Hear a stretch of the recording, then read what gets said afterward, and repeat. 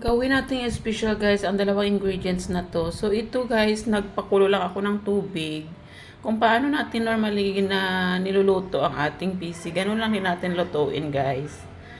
Hintayin lang natin siyang maluto. Ayan.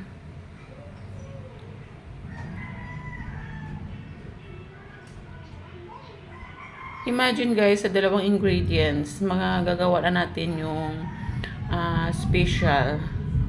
Yung parang bago sa paningin ng mga bata. Hindi yung puro gano'n na lang. Ito guys, luto na.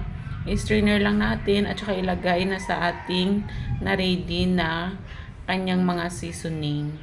So, i-mix well lang natin. Ayan.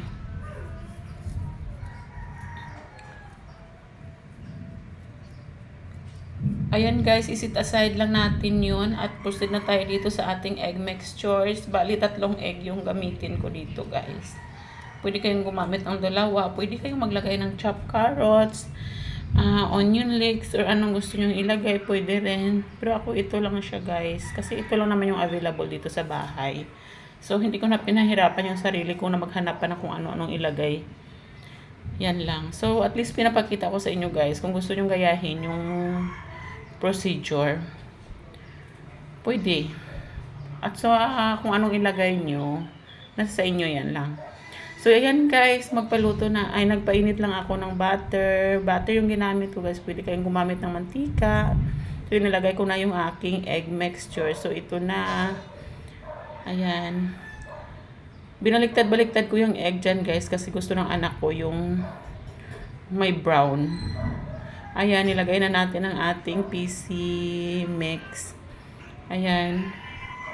So, i-arrange na natin siya ng pahaba at saka i-fold natin guys. Ayan na guys. Oh, yan. Yan. Pwede kayong gumamit ng mantika guys ha. Pero ito butter yung inano ko kasi para malinamnam. Ayan.